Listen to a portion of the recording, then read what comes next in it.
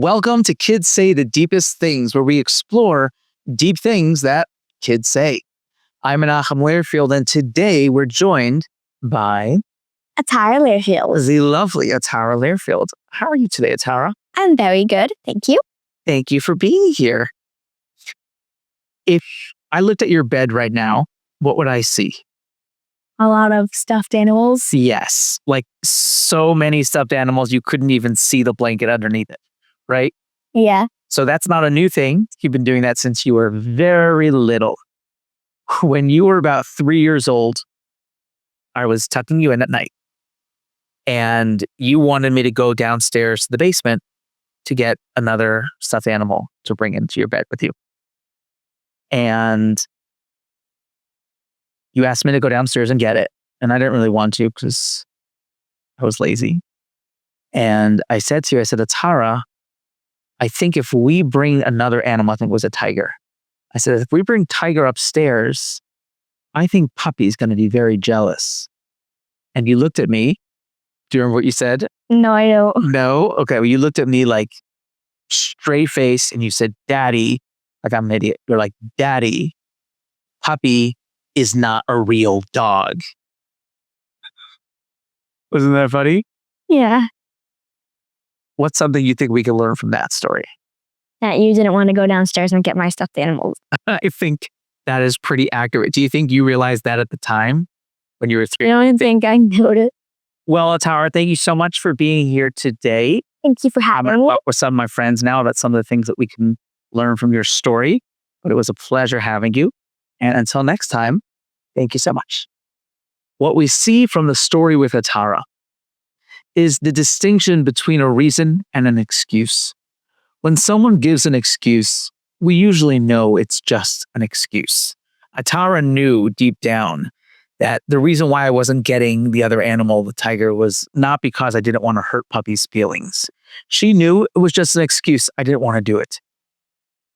Now, I don't mean to get so dark so quickly, especially on a show that is generally very lighthearted. But where my mind goes is anti-Semitism. You see, with anti-Semitism, there are age-old excuses that are given that are often pawned off as reasons. And it's important to explore whether or not they are reasons or merely excuses. Take a look at this clip where I discuss, or if you're listening on podcasts, listen to this clip where I discuss the age-old excuses given for anti-Semitism and how we know that they are not indeed reasons, but merely excuses.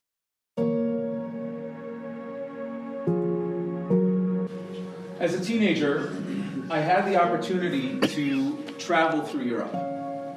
And it was fascinating to see the differences, to see the different languages and different expressions that were used, the different customs, different culture, even the different funny Coke bottles.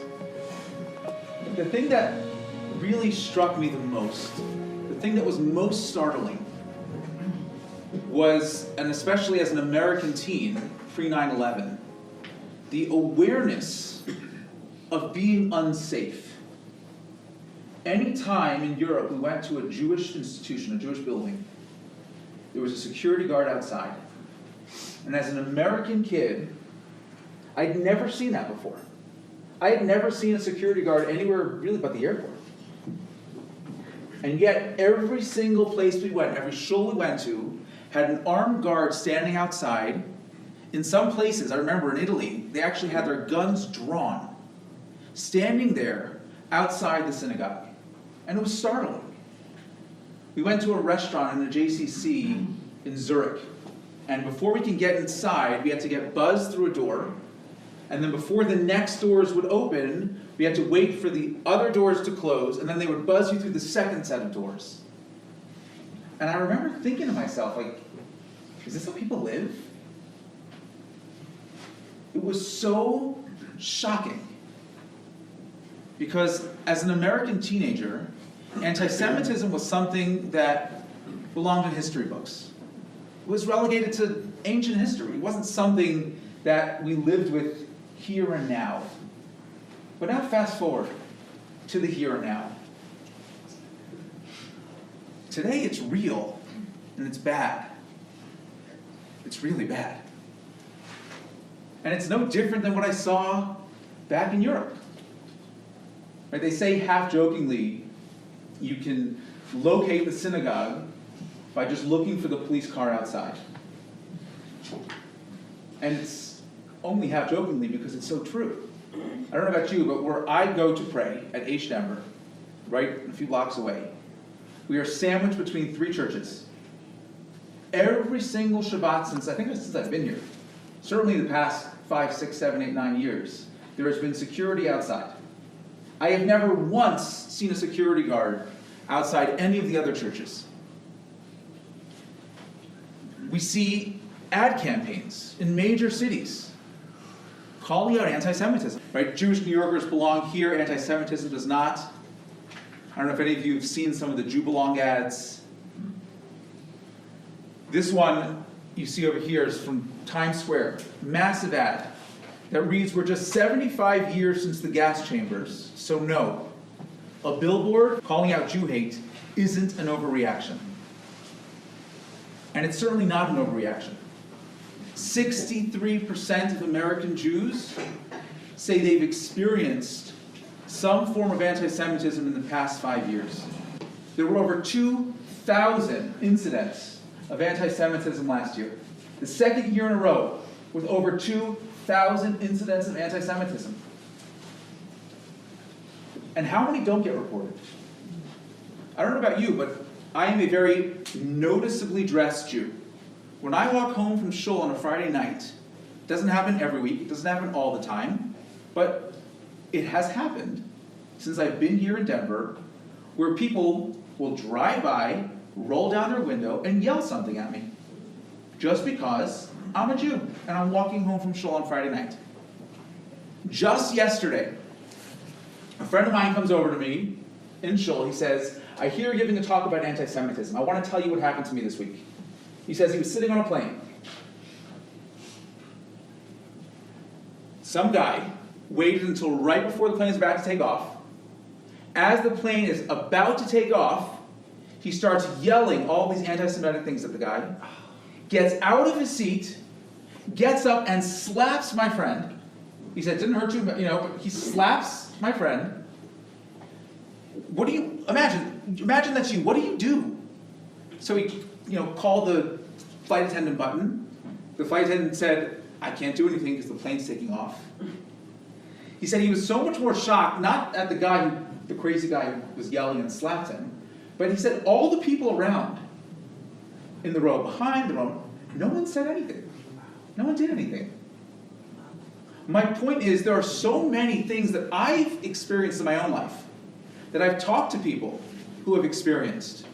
And I haven't, again, and it could be that I'm wrong for not reporting, but I haven't reported any of those things. My friend didn't report that, which he probably should have. So that 2,000 number is probably way, way, way higher. 82% of Jews today in America believe that anti-Semitism has increased in the past 5 years. And I think if we surveyed those of you here in the audience and those of you who are watching at home, I think we would all agree with that statement. Anti-Semitism is on the rise. A lot of that sentiment, and a lot of the reason why we feel that way, is because of some of the larger national stories that have gained attention. I know for a lot of the shuls, they started getting security when?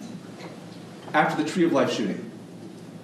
On October 27, 2018, in the Squirrel Hill neighborhood of Pittsburgh, 11 people were killed and 6 people wounded. In America. What was their crime? They went to shul on a Shabbos. Included in those numbers were Holocaust survivors.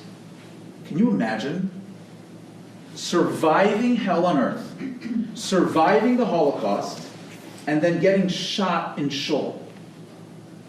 It's these big stories, the stories that make national news, that shake us up, that make us aware that we're not as safe as we'd like to be. But what about all the events that led to the shooting? The ones that we might look at as smaller incidents. The ones that don't always make the national news. The ones that maybe if it happened in your city, you heard about it, and then the next day you forget about it. When you zoom out and you look at all the things that lead to those huge, catastrophic, awful, awful events, those are the things that should really scare us. Just take a look at some of these slides. This is in upstate New York in 2016. This again is in May 2016 in Rhode Island, Colo. This is in March 2017, a shul in Capitol Hill. This is right here in Colorado Springs, August 4th, 2017. We all remember Charlottesville, where mobs of neo-Nazis shouting in the streets of Charlottesville, "Jews shall not replace us." Indianapolis in July of 2018. And these are not the only examples of such things. I mean, Scott's here, he can tell you dozens more. New Orleans in 2018. This was just 2 weeks before the Pittsburgh shooting, October 8th, 2018, in the JCC of Northern Virginia. It's a vicious cycle. Vandalism and harassment end up leading to assault and murder. That is the way it works. And unfortunately, it's this vicious cycle that continues. Because after we have a national story, like the shooting in Pittsburgh, that inspires hate and inspires the anti-Semites to say, oh, they did a good job, and then it continues. This is less than a week after the Pittsburgh shooting, more vandalism in California. Just a few months later, on Passover, another shooting in Poway at the Chabad Center. Oklahoma City, Staten Island, the Yeshiva, again in California. It's incidents like this, one after another, that create this environment where hate becomes okay. And when we let these things go and we say, you know what, it's not such a big deal. So some creep wrote a few things on a sign, they spray painted something on a synagogue. That's what leads to the horrific attacks that we're seeing. All of this is like Tinder. And then when an event comes, a catalyst, it goes up like wildfire. COVID. Now COVID obviously we know has nothing to do with the Jews. But when that Tinder is there, when the hatred is there underlying, something like COVID comes, and it just ignites and reignites that hatred. So this is a letter. We actually got our own copy here at H-Denver, as in many institutions, explaining how every single aspect of the COVID agenda is Jewish. Basically, COVID is the Jews' fault. We caused it or we made it up. How did the Jews manage to make up COVID? Well, I'll tell you how. Just look at Twitter. We have tweets showing that Jews not only profit from the vaccine, but will exploit desperation by overcharging for it, limiting the availability. I don't know if you remember at the beginning when it was really hard to get vaccinated. Well, why was it so hard? Because the Jews were purposely keeping it to themselves to make up demand so more people would get it. It's a great scheme. Tweets showing that Jews are purposely spreading the virus. Anti-Semites claiming that Jews actually are the virus. If you see that clip over there of the woman with the yellow star, that's from Hatworks in Nashville, Tennessee. So the store was selling stars that basically said not vaccinated. And the idea was to make a parallel between mask and vaccine mandates and the yellow star that the Nazis made the Jews wear. This is what's going on. This is what's being shared on social media. This is what people are seeing. But nothing ignited the flame of anti-Semitism more than the clash of Gaza and Israel. This past May, in the 2 weeks of fighting between Gaza and Israel, incidents of anti-Semitism doubled in the United States. Doubled. You know, I'd like to give the Trevor Noahs of the world the benefit of the doubt and assume that they don't realize how damaging their words are. And our talk tonight is not about the Israel-Gaza conflict. We could have another talk about that a different time. That's not our topic tonight. But when you have a group of terrorists who use children as human shields, and then we, as Americans, thousands of miles away, give into that PR machine and we start talking about the imbalance of casualties and how many children were killed, all that does is encourage terrorists to use more children as human shields, because it works. If what they wanted was the reaction of the international community, that's exactly what they got. And that's what we're feeding them. So when someone like Trevor Noah gets up and he shares comments like that, I don't think he realizes how many lives are at risk. I'm talking about the lives of the Palestinian children who are now going to be used as human shields to protect the bombs and missiles of terrorists. I'm talking about Israelis, and as the chart shows us, I'm talking about Jews everywhere. Because what we saw from that experience is that anti-Semitism became okay as long as it's called anti-Zionism. Now, I want to be clear. I lived in Israel for 9 years. I can tell you nobody is more critical of Israeli policies than Israelis. Okay, maybe the UN. But after the UN, there is nobody more critical of Israel than Israelis. It is okay to criticize the policies of a democratic state. We do it here in America, and they do it in Israel. And that's okay. It's not anti-Semitic. To say something that happens in Israel is not okay. This is specifically trying to delegitimize Israel's right to exist. And the numbers don't lie. During the 2 weeks of clashes between Gaza and Israel, and if you want to tell me, well, no, again, it's only anti-Israel, nobody said anything about anti-Semitism, the numbers doubled. Over 220 reports of harassment, vandalism, violence here in the United States just in those 2 weeks. The ADL counted over 17,000 tweets, again, during just 2 weeks. 17,000 tweets using the phrase Hitler was right. That's in just 2 weeks from May 7th to May 14th. Now, the Israel-Gaza issue didn't create anti-Semitism, but it made it okay to voice anti-Semitic thoughts under the guise of being anti-Israel, under the guise of being anti-Zionist. And that's not okay.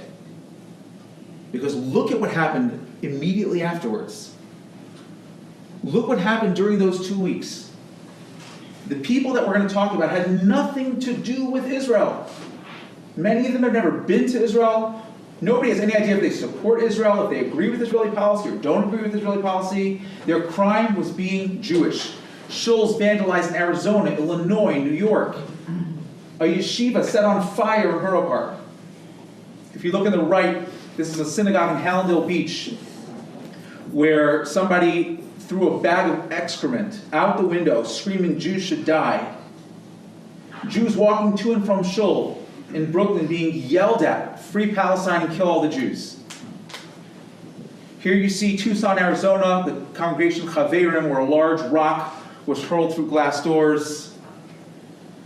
New York City, I'm sure many of you saw this. Men wearing Palestinian scarves flung lit fireworks at pedestrians. And then this gentleman you see over here, his name is Joseph Borgen. You know what his crime was? He wore a yarmulke in public. And he was beaten severely. Riots in Manhattan and LA. People beaten outside of kosher restaurants, just sitting and eating, minding their own business. You tell me that has anything to do with Israel? It has nothing to do with Israel. More synagogues in Riverdale. I mean, we can go through. I don't think we have enough time to go through all of the different things, the acts of vandalism, harassment, and violence that occurred. And 222 in 2 weeks, a direct result of the clash. And that brings us to just last month, Colleyville, Texas. I don't know about you, but when the news first broke, again, it was Shabbat, I didn't see the news as it was coming out. But I'm told that the first headlines and the tweets were reassuring us from the FBI that this was not an act of anti-Semitism. It took the FBI days to even call it an anti-Semitic attack, even though the gunman made it very clear what his intentions were. He said the United States only cares about Jewish lives. He didn't randomly go down the street and say, you know what, this looks like a good building to hold people hostage. It was premeditated. It was planned. And it was effective. You'd think after an incident like that, things would stop. But again, that's part of the vicious cycle. This was just, 3-4 weeks ago in Chicago? Multiple Jewish institutions, synagogues, kosher restaurants, kosher bakeries, all vandalized. And when we look at these stories again, when we look at it as a cycle, we should be just as terrified and scared when we see things like this than we are when there's a mass shooting. Because one leads to the other. That's how the vicious cycle works. Our mentality is always, I shouldn't say all of us, and I shouldn't say always, but I'll say it. Our mentality is to always think, you know what, things might be bad over there, but here we're safe. Here we're okay. And that false sense of security doesn't help us. I had people who, when we were doing this event tonight, and I asked them if they're coming, they said, it makes me too uncomfortable. I don't want to hear that kind of stuff. Not hearing it doesn't make it not exist. We like to think that we live in this perfect society. And I don't know about you and the way you learned American history, but when I learned American history, nobody talks about, we talk about the Thanksgiving feast and all the wonderful things that happened. Nobody talks about how we raped, killed, and pillaged all the Native Americans. We don't talk about that part. And the same is true when you look at American history in the 1930s and 40s. When I look at these pictures, I would think I am looking at some sort of dystopian HBO special about what might have happened if history went a different way in the United States of America. But unfortunately, that's not what we're looking at. This is the German-American Bund rally held in Madison Square Garden on February 20th, 1939. That is Madison Square Garden, filled, as packed as it possibly can be, with people who want nothing more than the destruction of the Jewish people. This is 6 months before the Nazis invaded Germany. This is as Hitler was completing construction of his 6th concentration camp in the United States of America. And 6 months after Kristallnacht. Yes. I mean, just to give you some perspective, where we think this was all just something that happened over there. This was a European problem, but here in America, everything was fine. No, it wasn't. Thank God nothing happened here in America the way it did in Europe. But we don't know what could have been. The hatred was definitely there. Do you see how many people are packed in Madison Square Garden, lining the streets of New York City in the Bund Parade, October 30th, 1939. People sending their children to Nazi youth summer camps all around the country. There wasn't just one. Right? What better way to spend your summer than imbibing Hitler Youth propaganda to learn how to hate Jews better? And it may start with Jews, but it never ends with Jews. They say that the Jews are the canary in the coal mine. You want to know the temperament of a nation? See the way they treat their Jews. What I want to go through now in the next few moments we have is the uniqueness of anti-Semitism. The very fact that we need a word to describe it should tell us that this is something different. This is not just another form of bigotry or hatred. When somebody says something or does something that is hateful, we say that they're a bigot or they're a racist. Anti-Semitism needs its own word. The fact that it needs its own word should tell us that this is something different, this is something unique. So I want to go through different aspects of the uniqueness of anti-Semitism. It's not just that there's more of it, and there certainly is, right? Hatred towards Jews makes up over 60% of religion-based hate crimes. So there's certainly more anti-Semitism than other forms of hatred. But it's not just that there's more, it's that it's qualitatively different. It's not the same as other kinds of hate. Number one is the longevity. As long as there have been Jews, there has been a hatred towards the Jews. The hatred of the Jews has existed as long as the Jewish people ourselves. As Edward Flannery says, as a historian of anti-Semitism, looks back over the millennia of horrors he has recorded, an inescapable conclusion emerges. Anti-Semitism is different because of its longevity and consistency. Number 2 is how universal it is. So I see someone chuckling. I'm assuming that you know the song. Tom Lehrer wrote a song for National Brotherhood Week. And in his last verse, he sings, "Oh, the Protestants hate the Catholics, and the Catholics hate the Protestants, and the Hindus hate the Muslims, and everybody hates the Jews." No matter where we have gone, no matter where we settle, no matter whom our host country is, anti-Semitism eventually appears. The universality of anti-Semitism makes it unique and different from all forms of hatred. Mark Twain writes, "In all countries from the dawn of history, the Jew has been persistently and implacably hated and with frequency persecuted." We don't need Mark Twain to tell us that. Just look at world history. We have here, on this slide, a list of the places where Jews have been expelled from. Just take a look. It's hard to see because the text has to be so small, because I can't fit it on a slide any bigger. Between the years 250 and 1948, 1,700 years, the Jews in Europe experienced an average of 1 expulsion every 21 years. From England in 1290, France several times. Half this list is France. In 554 and 181 and 1253 and 1306 and 1394, Hungary in 1349 and 1360, Austria in 1420, various places in Germany throughout the 14th, 15th, 16th century, Spain famously in 1492. We all know about the expulsion of the Jews from Spain. Unbelievable. The universality of anti-Semitism makes it unique. No matter where we've been persecuted. And the remarkable thing to me, like when you look at France, we've been expelled from France 5 times. And then they went back.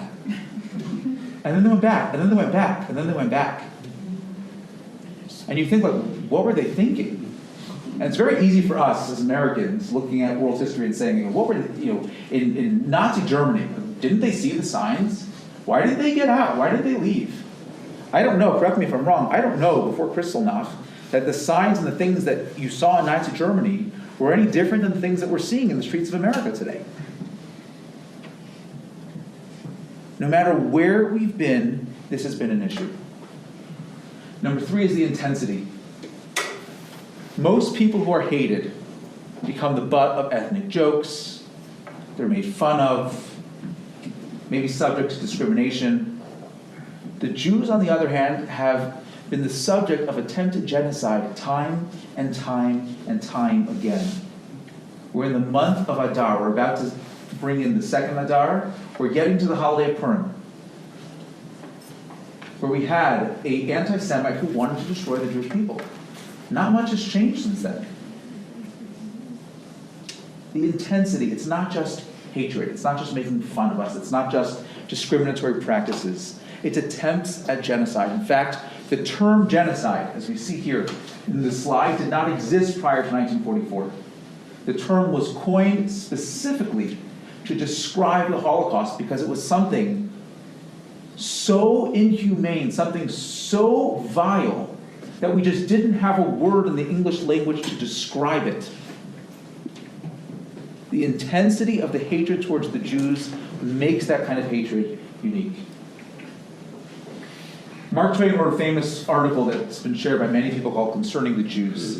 And if you haven't read the whole thing, you really should. Most people know the last part, which talks about how, despite all the people who've tried to destroy us, we've survived them all. The Jew beat them all, saw them all as what he always was, with no infirmities of age, no weakening of his parts, until his Lord mind. All things are immortal, but yada, yada, yada. Well, what's fascinating is reading the whole article. The article was actually a response to a question that was written. So Mark Twain wrote an article called Stirring Times in Austria, talking about what was going on in Austria. And a Jewish lawyer here, I think in New York, wrote into him and said, what's going on? I read your article, and what I noticed you writing and reporting is that you had a group of people who couldn't agree on anything. The one thing they were able to agree on is that they hated the Jews. Right? He says all classes of people were unanimous only on one thing, in being against the Jews. They couldn't even agree what they hated about the Jews. But they all agreed they hated the Jews. As Tom Lehrer taught us, right, that is something that we can all agree on. But what's remarkable is that no one, no matter how much they've hated us, has yet to offer a single, universally accepted reason why they hate us. It's completely irrational. Jews have been hated because we're too liberal and because we're too conservative. We're lazy and inferior, and yet we're dominating the economy and taking over the world.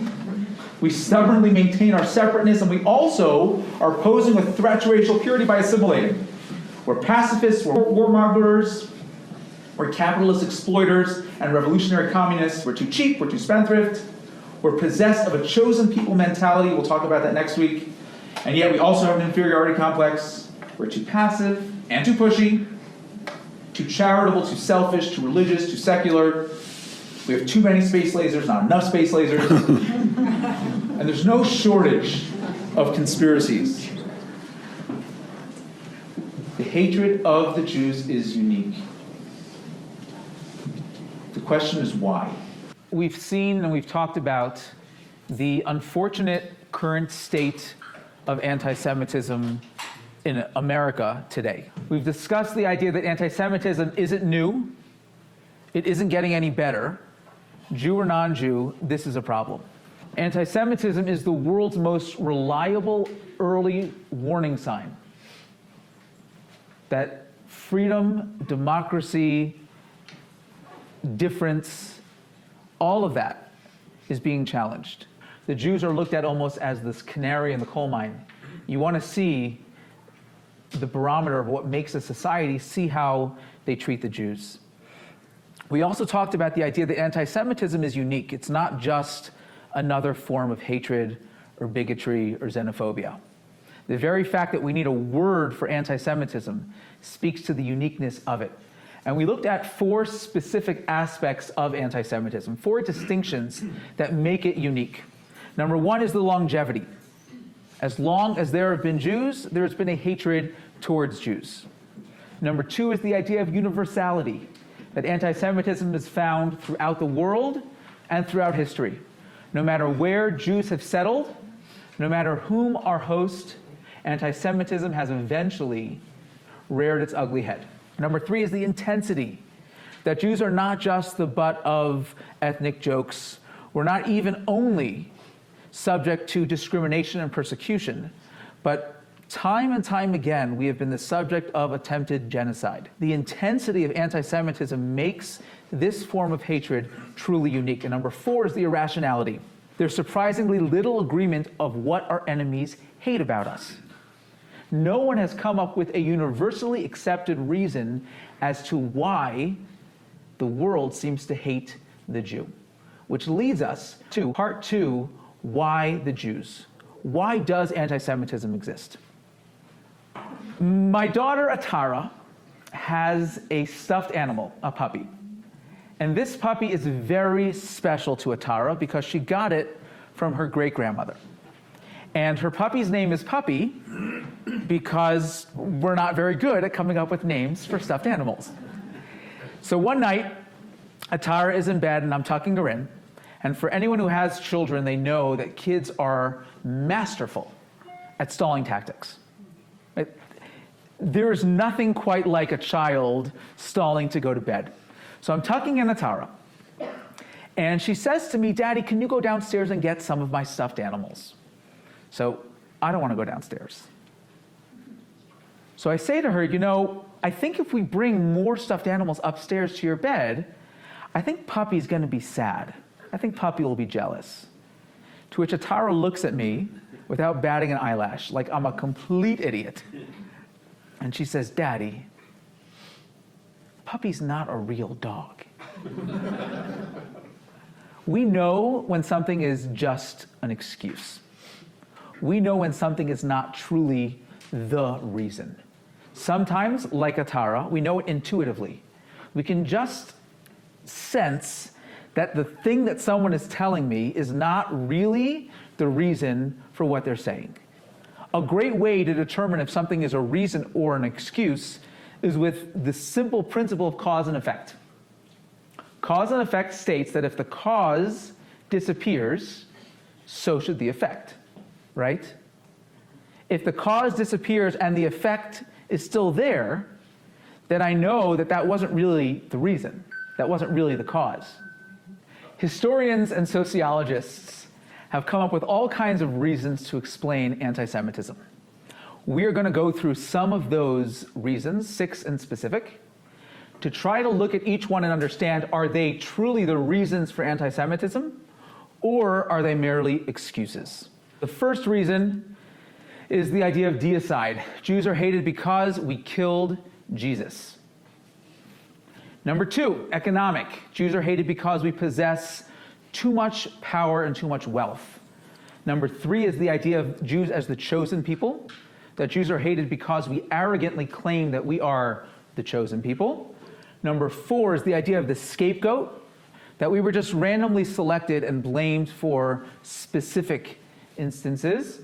Number 5 is the racial theory, that Jews are hated because we are racially inferior, we're an inferior race.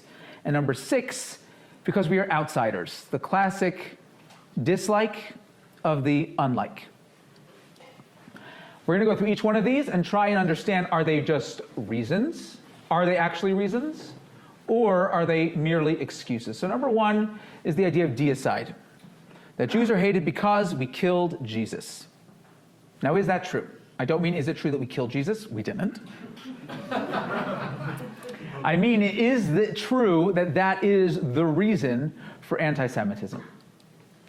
A fourth of Americans believe that Jews were responsible for killing Jesus, but that doesn't necessarily explain if that is the reason for anti-Semitism. Apparently, I have not seen them inside, but the Gospels of Matthew and John and Mark all specifically say that the Romans killed Jesus, and we did not.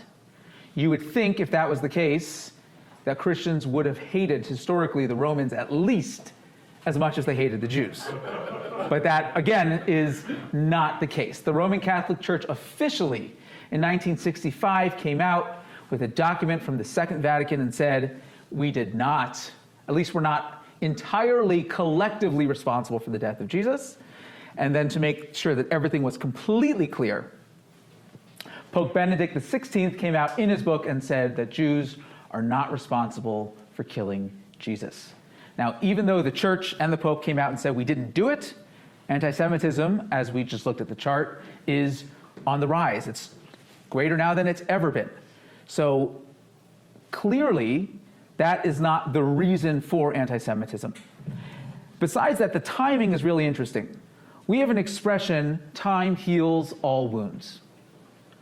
We would think if the reason for Jew hatred historically throughout the years has been the fact that we killed Jesus, then we would expect that right after Jesus' death, the hatred should be the worst, right? It should be the most concentrated around Jesus' death, and then it should have petered out over the past 2,000 years. And yet, the intense and ongoing Christian persecution of the Jews did not truly begin until the advent of the Crusades over 1,000 years after Jesus' death.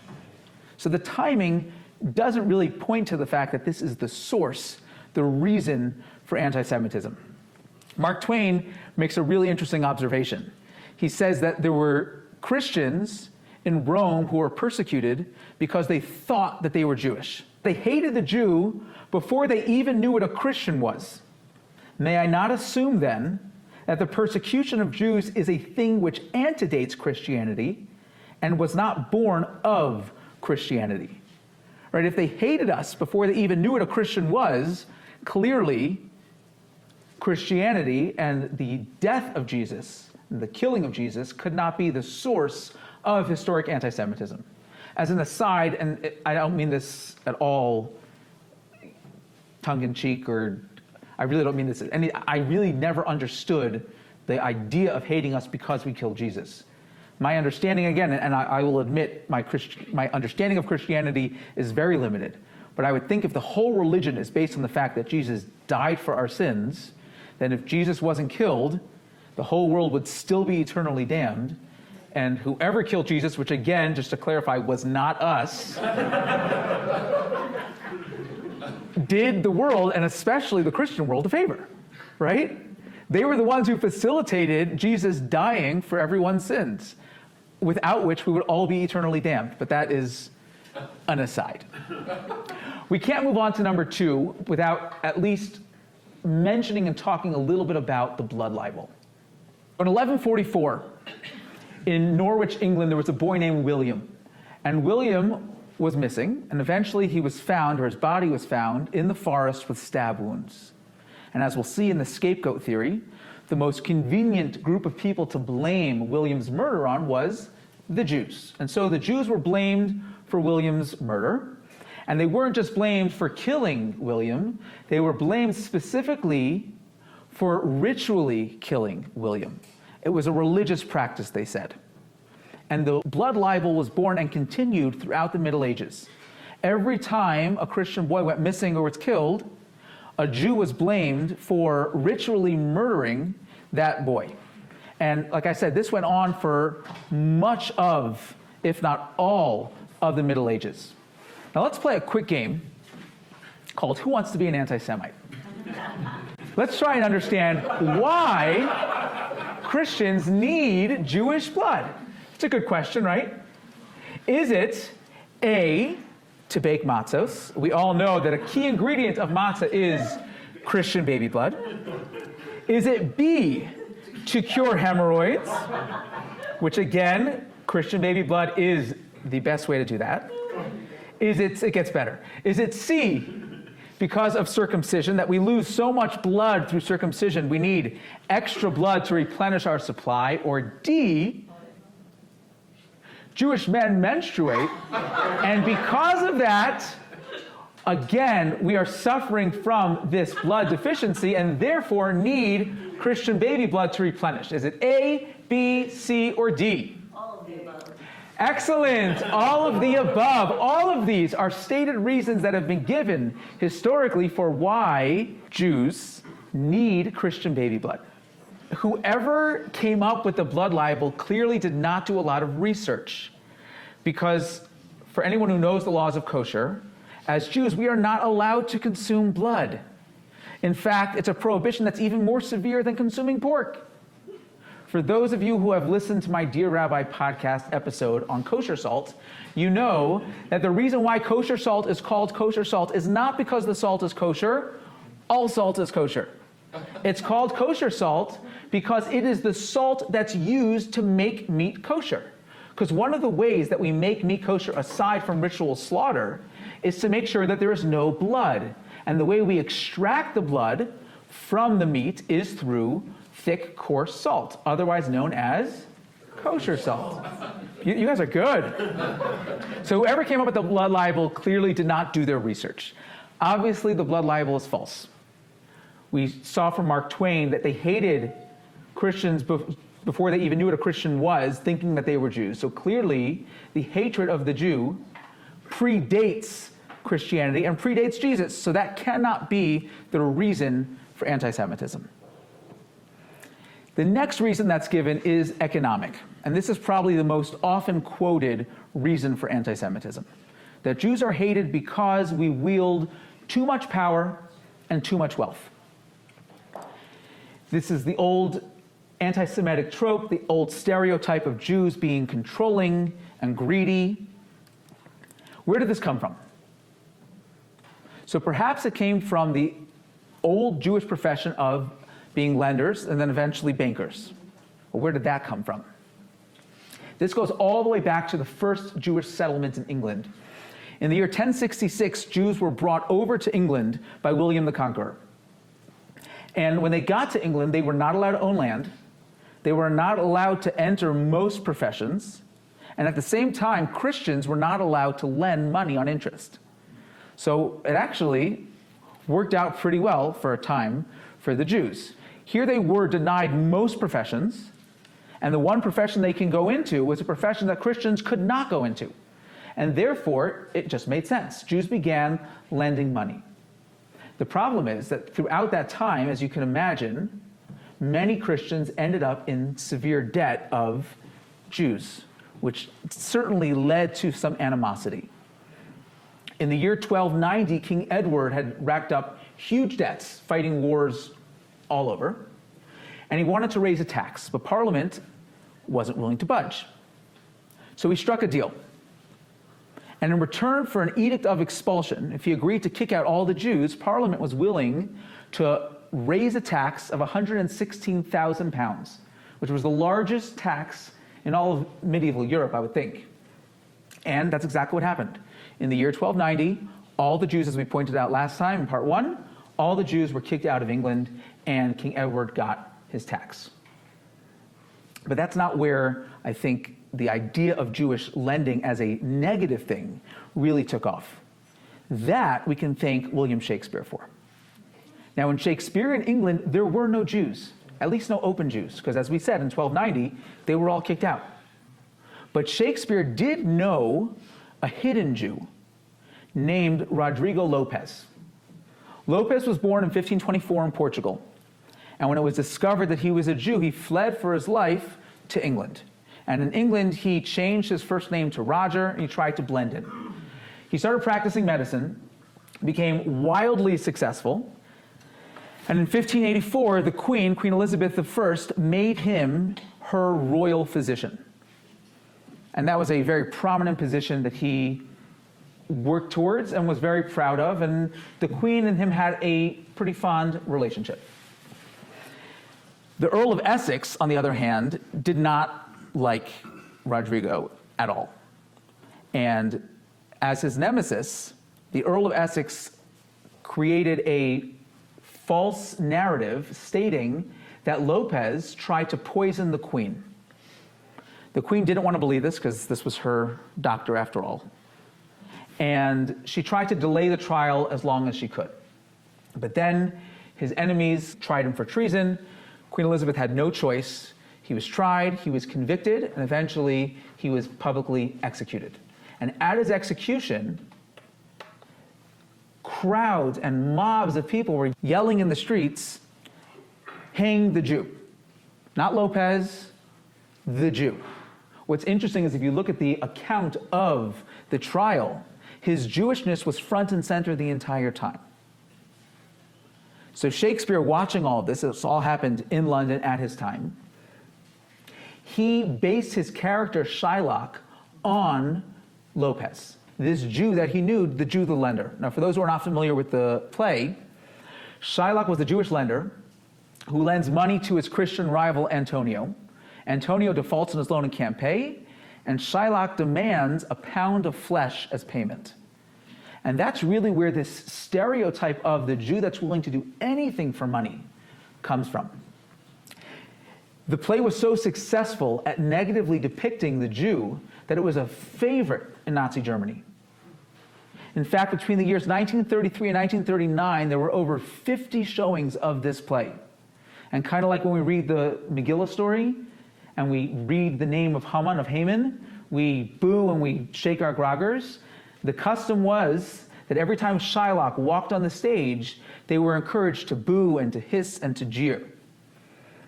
So this definitely played a big part in spreading that message, that idea of the Jew being this money-hungry, greedy lender who is specifically a predatory lender. Now, Jews were definitely lenders. We know that for sure. But is that the source of Jewish hatred? Again, from Mark Twain, we see that trade after trade was taken away from the Jew. He was forbidden to engage in agriculture, to practice law, to practice medicine, except among Jews. He was forbidden the handicrafts.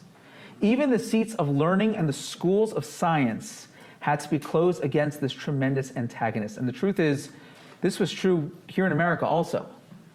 You go to New York City today, the reason why there are so many law firms that have Jewish names, and the reason why you have so many hospitals throughout the country that have Jewish names, is that for most of our time here, Jews were not given access to practice medicine in hospitals, to practice law in law firms.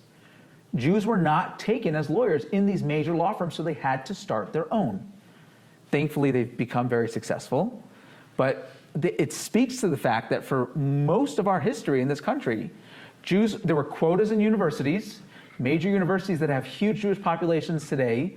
If it was 50, 60, 70 years ago, Jews couldn't attend. They couldn't get jobs as lawyers and doctors. And the same was true through the Middle Ages. So if you have a Jew who cannot own land and cannot go to university and cannot get most jobs, what else is he going to do? Jews became moneylenders because of anti-Semitism. They really had nowhere else to go and nothing else to do. But it's not just money lending. This idea of Jewish greed and the Jews' obsession with money is an idea that still exists today, whether it's in hateful ways that we see on social media in forms of memes and really propaganda. That's exactly what it is. You look in the left corner over here. This is actually stock photo you can buy. You can go online if you want to look for some stock photo. It's the same way you purchase a stock photo of, a nice girl drinking coffee. You can buy stock photo of the greedy, money-hungry Jew. It's also true in terms of the stereotypes from people who don't mean it in an offensive, hateful, anti-Semitic way. This stereotype and the concept that, all Jews are rich. I remember as a kid, we went on vacation to Gatlinburg, Tennessee. And my father stopped to buy some firewood, and he pulls out a $20 bill and he hands it to the man. And the guy looks at the 20, he's like, I guess all Jews really are rich. And I remember being so taken aback about where did that come from? But that idea still exists. Where did that come from? We can attribute credit to the most successful propaganda campaign in all of world history, known as the Protocols of the Elders of Zion.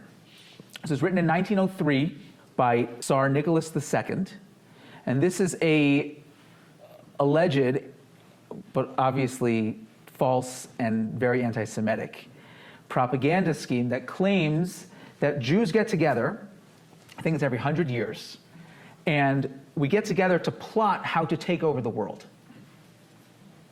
And this book has been published in almost every single language. It's one of the most widely published books in all of history. And it's spread throughout the world, including here in America. Now, in America, we can thank Henry Ford for that. Henry Ford was one of the most well-known anti-Semites in America. And in 1918, he bought his hometown paper, the Dearborn Independent. And in that paper, he began producing articles about a year and a half after he purchased the paper, 91 articles in total, taking the ideas from the Protocols of the Elders of Zion and Americanizing them, explaining how the Jews have this conspiracy to take over America and how they're slowly infiltrating every aspect of American society. And you have to keep in mind, this wasn't just some sort of local paper. This is Henry Ford we're talking about.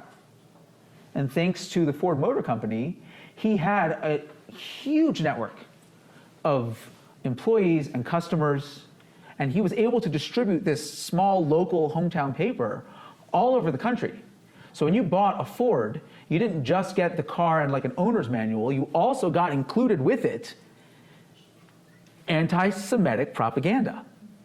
And he didn't stop there. He then took all those articles, he put them into a book, which he then distributed as a book, but he also distributed it with your Ford vehicle. You got a Ford car, it came with a bound copy of an American version of the Protocols of the Elders of Zion. It's our American history for you. The Protocols of the Elders of Zion, is it true? Let's face it. The very notion that you can get a group of Jews together in a room and they would agree on something is completely preposterous. But even if it was true, would it be the cause of hate? The Japanese in 1919 fought alongside the White Russians. And the White Russians introduced the Japanese to this book, The Protocols of the Elders of Zion. The Japanese read it, and according to all accounts, they believed it completely. And the reaction was swift, and it was effective. They decided immediately that if Jews are really as rich, wealthy, and powerful as this book is claiming that they are, that's exactly the type of people they wanted in Japan. I'm not even joking. They developed what was called the Fugu Plan, which was a plan to try and get Jewish settlement in Japan, because if they're really this wealthy and this powerful, we want them on our side. We want to be doing business with these people. It's not a reason for hatred. We said that if something is truly a reason with cause and effect, if the cause is removed, the effect should disappear. For most of our history, Jews have not been wealthy and powerful. In the shtetls of Poland and Russia, from the Middle Ages all the way through the 20th century, as Jews were as poor as can be, they were still hated. When they liquidated the Warsaw Ghetto, there were no Jewish businesses to destroy. The Jews of the Warsaw Ghetto could not have been considered rich by anyone's standards, and yet the Nazis felt they had to be eliminated. Where were the powerful Jews during the Holocaust? And why couldn't they save Jewish refugees? I'm from Miami. And for those who know what this picture is on this slide, you know this is a very infamous part of Miami Beach history.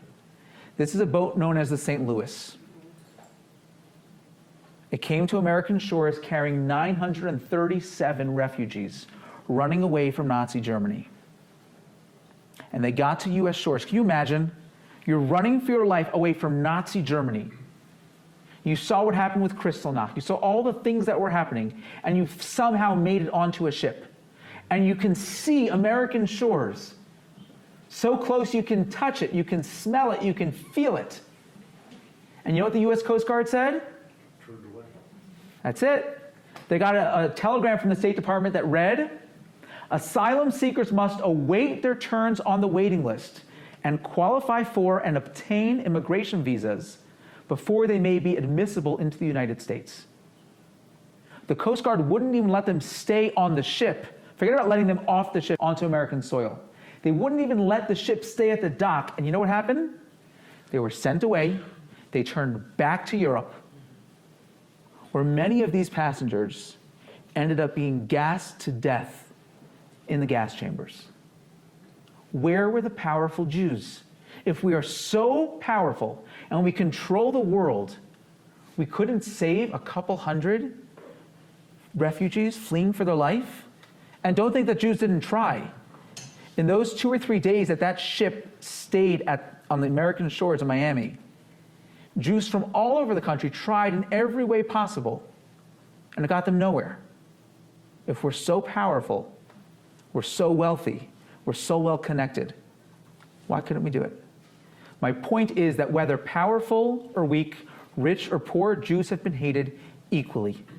And therefore, we cannot say that the economic reasons, the idea of Jews being wealthy and powerful, is a reason for anti-Semitism. An excuse for sure, but certainly not a reason. Number 3 is the idea of the chosen people. That Jews are hated because we arrogantly claim that we are chosen. Now, what about other cultures that believe that they are chosen? Are they hated in the same way? For most of Christian history, an idea called supersessionism has been the mainstream interpretation of the New Testament. That is a theory that believes that once Jews refused to accept Jesus, they were essentially superseded by the Christians, and therefore Christians became the new chosen people. As far as I know, Christians have never been persecuted en masse because they believe they are the new chosen people. Americans believe in the concept of manifest destiny, the idea that their actions were somehow divinely willed, that there was this divine calling for us to go west. As far as I know, as messed up or confusing as that theory may have been, I don't know that early American settlers were hated specifically for that reason. China sees herself, and it's actually contained in the name China, as Chung Kao, I'm probably mispronouncing that, which means the middle kingdom or the center of the universe. Here you see a Chinese map with China smack in the center. As far as I know, Chinese have never been hated for considering themselves the middle of the universe, for considering themselves chosen.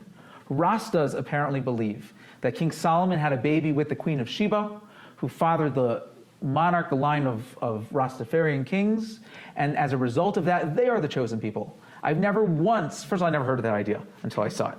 But I also never heard of hatred towards Rastafarians specifically because they believe that they're chosen.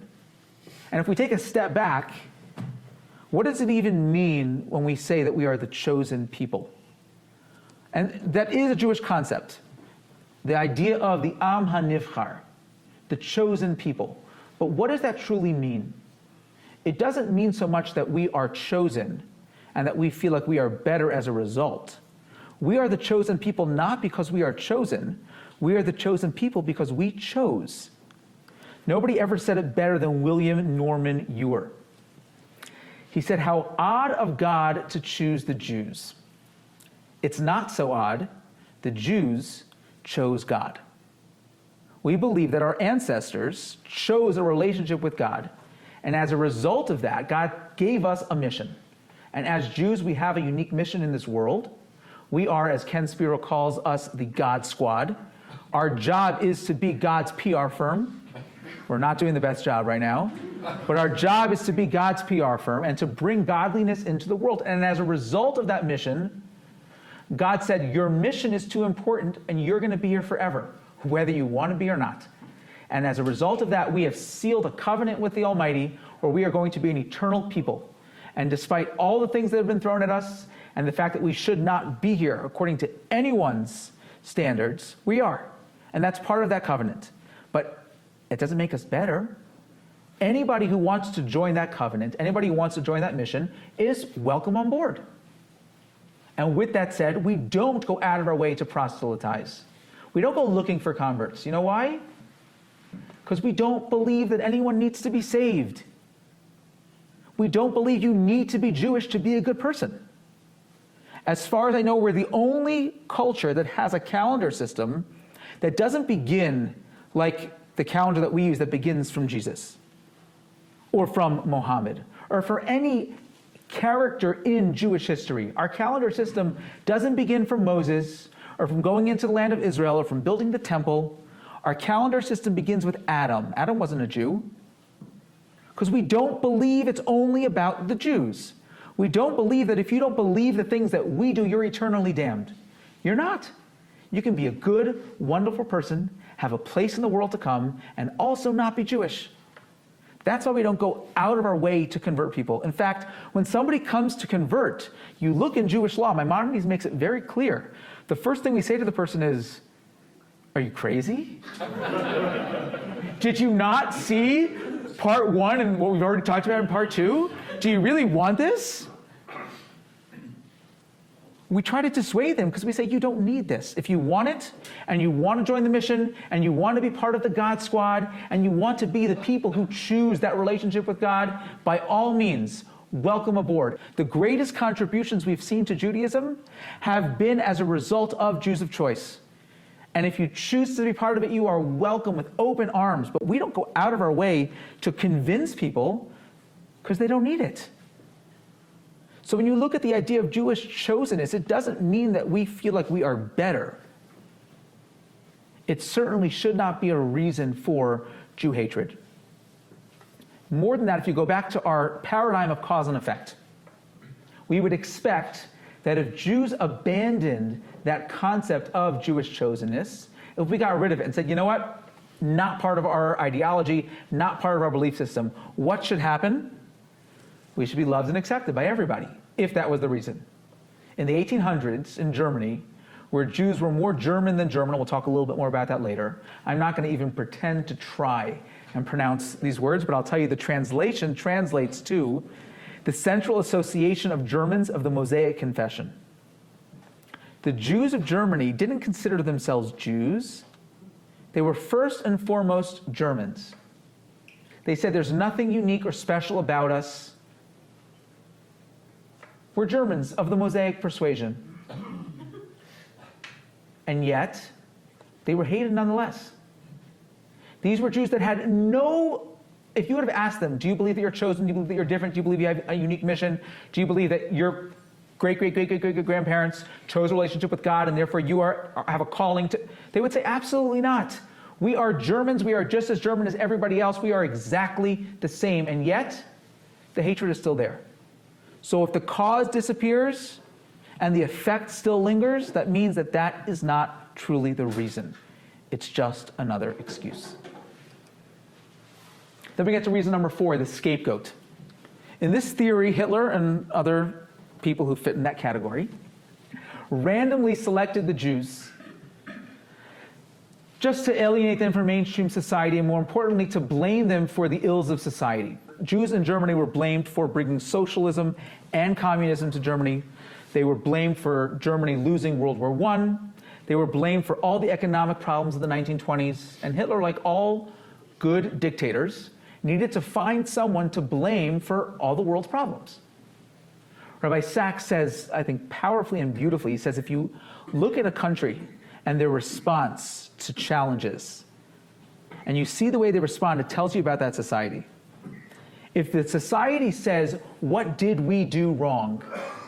Then that is a society that can build and learn and grow from that experience. But when the society says, whose fault is it? That's where you get this concept.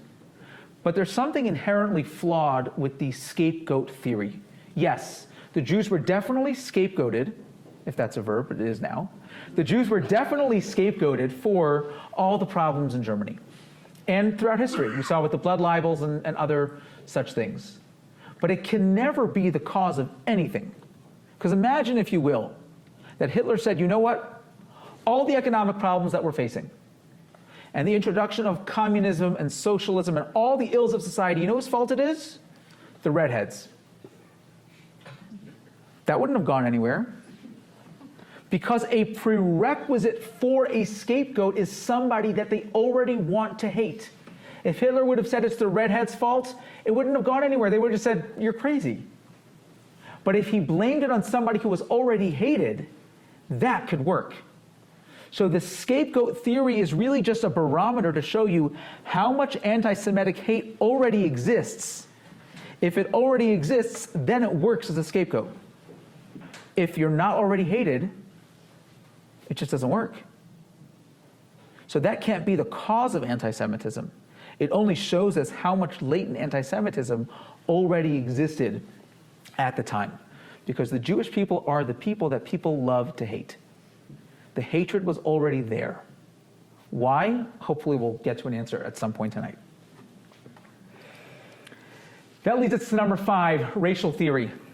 Now, Whoopi Goldberg got into a lot of hot water lately over race and the Holocaust and Jews, and with her comments on The View, and I think she made matters even worse on Colbert, when she said, let's be truthful about it, because the Holocaust isn't about race. I don't think that's anywhere near as bad as the stuff she said later on Colbert. She said, how could it be about race when you're fighting against each other? I don't have to go back to the slide of the Jews in the Warsaw Ghetto to tell you that we were not fighting against anybody. This was not, as Whoopi Goldberg would like us to believe, 2 groups of white people who couldn't share their toys and were fighting. This was something a lot deeper. But it did spark some interesting conversations. Are Jews a race? Now, she was completely wrong in saying the Holocaust was not about race, because Hitler could not have been clearer. It was all about race. And that's why there was so much backlash, people condemning her and talking about all the reasons why what she said was wrong. Because the Nazis had this racial pyramid with the Aryans on top, and the Jews didn't even make it onto the pyramid. To quote the Nazis, the reason for that is, they said, including Jews on that pyramid would be the same as inviting a cockroach to join you at your dinner table. Because we were a race, we just weren't a human race. And they made that very clear. September 15th, 1935, you can actually see the date on the bottom right over here. The Nazis passed the Nuremberg laws, which defined Jews very clearly by race. How Jewish were you was determined by how many Jewish ancestors you had. And even if you had a Jewish great-grandparent, you were Jewish. Now, the reality is, this is a complicated thing to talk about. Whoopi Goldberg said race has to do with skin color and Jews are white. No, we're not. There are millions of Jews of color throughout the world. In fact, in Israel today, the majority of Jews are not what we in America would consider white. The majority of Jews in Israel today are Jews of color, whether they're Yemenites, Ethiopians, Sephardic Jews, converts from every single race and creed known to mankind. And like we said, because we accept converts, people can and have joined from literally every race on earth. So what makes somebody Jewish? It's very complicated. If you have a Jewish mother, then you are Jewish, regardless of what you believe. If you convert to Judaism, you are now Jewish, as will your children be, even if you no longer practice and you don't believe in the tenets of Judaism. A Jew who converts to Christianity, Jews will still consider those people to be Jewish. So we're not really a race. We're really not, because despite what Whoopi Goldberg thinks, there are Jews from literally every single race on earth. So there's no way, even though the Nazis may have said that it was all about race. If Hitler would have seen a Jew, these are all Jews, by the way. If Hitler would have met one of these Jews, he would have hated them just the same, and they would have been in the gas chambers along with all of the white-skinned white Jews. The racial theory is inherently flawed because, not that I'm trying to give Whoopi Goldberg any credit, we're not a race. The Holocaust was absolutely about race, but I think more of an excuse than anything else. That there was already this deep-seated hatred, and the easiest way to pin one group versus another is to make up laws where they would start measuring heads and measuring nose and determining what is the proper race and the race that deserves to live, the survival of the fittest socially, versus the races on the bottom and the bottom and the bottom, until we have the Jews not even on the pyramid. Finally, we get to number 6, the idea of the outsider. That Jews are hated because we are different, the dislike of the unlike. We're different. And you can't deny, throughout history, Jews have always been different. Our hearts have always been connected to Israel, to the Promised Land. We eat different foods. We have different practices. We are the ultimate outsiders. But is that the cause of Jewish hatred? If it is, then we would expect the answer, the solution to anti-Semitism should be assimilation. And it's logically, it makes sense. Logically, assimilation makes complete sense. They hate you because you're Jewish. Just stop being so Jewish, and they won't hate you, right? The problem is, historically, that's never once worked. Before we can talk about this quote, I want to just give a little introduction. So Kiddush is the ritual we do on Friday night as we bring in Shabbat. At the end of Shabbat, we have another ritual called Havdalah, which is kind of saying goodbye to Shabbat. But if you look at the actual words Kiddush and Havdalah, they mean something very similar. Kiddush comes from the word kadesh, which means holy. But the Jewish concept of holiness, and what the word literally means, is to be distinct, separate, unique. That's what the word Kiddush literally means. Havdalah, to be mavdil, means to separate between one thing and another.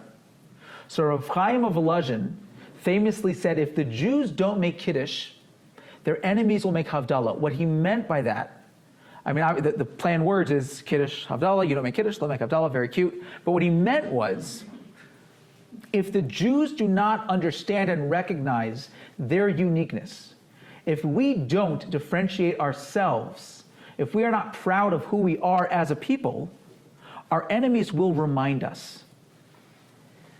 In the 1800s, Jews in France and Germany and all the enlightened countries were more French than the French, more German than the German. They said things like, Berlin is our Jerusalem, Germany is our fatherland. These were Jews that finally, after so many years of persecution, were able to shed their foreign dress and shave their beards, and they were accepted with arms open wide into universities and into jobs that they never were allowed into. And they thought that that would last. And they thought that if they were just accepted and they were just like everybody else, if they can only get rid of that dislike of the unlike phenomena, then we would succeed and we would be great and wonderful and everything would have a happy ending. But we didn't have a happy ending. Historically, at every moment of great assimilation is followed by moments of the greatest and deepest persecution we've ever faced. Always. Assimilation has never once been the answer. Herzl believed assimilation was the answer to the Jewish problem. In 1893, Herzl developed an extraordinary scheme to ask the Pope for protection against anti-Semites. In return, he, Herzl, would lead the Jews to be converted in mass at St. Stephen's Cathedral in Vienna. It was his plan, and he thought it would work. He only learned that it wouldn't work through the Dreyfus affair. In 1894, Alfred Dreyfus, who was the highest-ranking Jewish official in the French army, was accused of treason. Herzl was there as a journalist, and he's reporting on the story, and he's looking at what's going on in front of his eyes. Here is the most assimilated Jew he's ever seen, completely assimilated. And yet, the persecution was unbearable. He watched this trial unfold, and it was so skewed against Dreyfus. But to make matters worse, when he went out into the streets and he heard the people protesting, he heard the mobs of people, they weren't yelling death to Dreyfus. They were saying death to the Jews. And it was there and then that he realized assimilation alone is not going to work, not because it's a bad plan, because they'll never let us. And that's where he came up with the concept of a state of Israel. It's unclear whether it needed to be specifically in Israel, but just Jews having their own state. If we had our own state, then we wouldn't be outsiders anymore. We'd be just like everybody else. We've seen, and we talked about in part one, like how much the state of Israel has done exactly the opposite. Herzl thought that the state of Israel would be the greatest protection for the Jewish people, and in a way it has been, absolutely. It's a place that we, as we talked about at the beginning with Sharansky, it's a place where we have a home, and we have people who have our back. But it has also created and engendered more Jew hatred than anything else in modern times. If anti-Semitism is a result of us being outsiders, assimilation should work every single time. And the fact that historically it doesn't work should open our eyes to that. And that's a scary thing, because today, 37% of American Jews, as a result of the Pittsburgh shooting, have taken steps to conceal their Jewishness in public. Whether it means hiding the Star of David they used to wear around their neck, deciding not to wear kippah anymore, not going to synagogues or Jewish places because they were afraid for their lives. Just blend in. And if you blend in, it'll all work out. There was an article I saw a couple weeks ago in the Wall Street Journal, which boiled my blood. This is from Mark Oppenheimer. For those of you who listen to the Unorthodox podcast, this is one of the hosts. He writes, American Jews have become almost completely liberated from the effects of anti-Jewish bias in school, work, social life, housing, and even romance. Simply put, Jews who go to synagogue are terrified of anti-Semitism right now. Jews who don't have no reason to be. He says the only threat, Mr. Oppenheimer explains, is for Jews who continue to enter places like synagogues, having decided that praying with fellow Jews is worth the risk of dying with them. Clearly, somebody who wrote that has no idea about Jewish history, because that's not the way it's ever worked. Hitler didn't care how many times you went to shul. Hitler didn't care about what your regular Jewish practice was. If you were Jewish, you were hated. The fact that you might have assimilated and climbed the social ladder didn't change any of that. This article reminded me so much of the Purim story. So one of the most resonating moments of the Purim story for me is right about the turning point, when Mordechai comes to Esther. And he says to her, you have to go into the palace and do what you were made to do. The reason why you became queen was exactly for this moment, to save the Jewish people. He doesn't stop there, though. He says to her, don't think you're safe because you're in the palace. Haman wants to kill all the Jews. Don't think because you have a crown on your head, you're protected. You're in that camp as well. And the same is true with us. Don't think that just because we're more assimilated, we're not in a situation of peril and threat. The outsider reason is nothing more than an excuse, and that's why assimilation has never once worked. So if that's the case, why the Jews? Why have we been hated? scholars have made consistent attempts to try and say anti-Semitism is not really about being Jewish. It's not really a Jewish thing. And that's why when the FBI in Colleyville says it's not a Jewish thing, and Whoopi Goldberg says the Holocaust is not really about the Jews, it's so damaging. Because if you look at this quote from Dr. Deborah Lipstadt, who is arguably the expert on anti-Semitism, she says, anti-Semitism is not the hatred of people who happen to be Jews. It's hatred of Jews because they are Jews. That is what anti-Semitism is about. The problem is Jewish, and the solution is Jewish. I want to show you two quotes. We'll really see three, but two, at least right here at the beginning, from the most opposite sources you can imagine. I don't think you can get two people that have more different opinions and more different personalities, and yet they came to the same conclusion, which is the same conclusion that our third source is going to show, to why it is that the world hates the Jews. The first source says, it might even be a religion from which the world and all peoples learn good, and for that reason and that reason alone do we now suffer. We can never become just Netherlanders, or just English, or representatives of any country for that matter. We will always remain Jews. Our second quote, Providence has ordained that I should be the greatest liberator of humanity. Conscience is a Jewish invention. It's a blemish like circumcision. My task is to free men from the dirty and degrading ideas of conscience and morality. The first quote is from Anne Frank, from April 11th, 1944, 12 years old. And she makes a point of stressing that Jews have some special value to give the world, and it's specifically because of that they are hated. And Hitler says the same thing.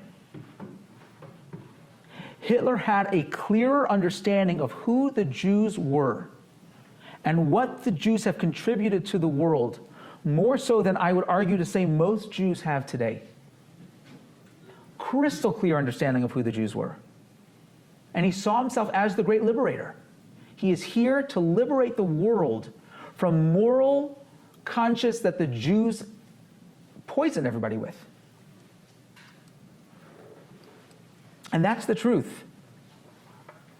Jews are hated not because we're bad, but because we persist in reminding the world of what it means to be good. The anti-Semite is a man who is afraid of his own consciousness, of his liberty, of his instincts, of his responsibilities. Anti-Semitism, in short, is a fear of the human condition. Hitler and Anne Frank both picked up on the same reason the Talmud gives for anti-Semitism. Keep in mind, this is written over 2,000 years ago. The Talmud says the reason why the mountain that God gave the Torah on is called Mount Sinai is because it is the mountain upon which the sinah, the hatred of the nations of the world, descended. When we accepted the Torah at Sinai, when we were given God's instructions for living, we were given a code of morality and values, we automatically became the enemy of anyone whose mission it is to liberate mankind from the shackles of conscience and morality. Because we stand and we introduced exactly the morality and the values that they're trying to destroy. Similarly, if you look at this verse in Numbers, the verse makes note of the enemies of God.